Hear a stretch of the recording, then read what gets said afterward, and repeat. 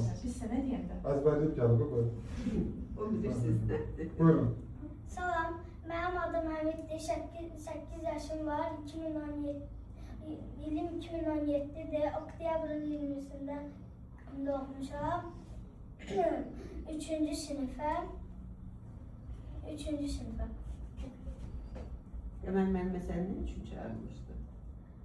Sən kreativsən, düzdür mü? Sənin maraqlı fikirlərin olur. Məsələn, hansı fikrin? Məsələn, siqaretləri adamlar niyə yaradıb, onu bilirəm. Bilirsən, sigaret çəkmək olar. Xeyr. Niyə olmaz?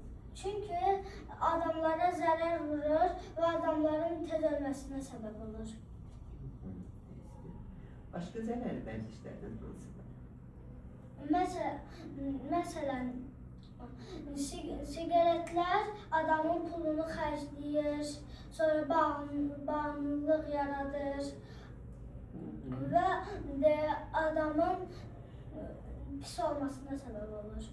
Xəstə olmasına da. Öyle mi?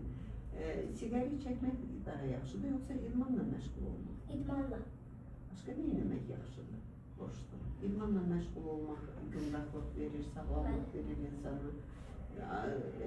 Ayrı. Sonra isə bizə sağlıq verir və uzun yaşaya bilirik. Təmiz havada gəzməyə ehtiyac varmı? Var.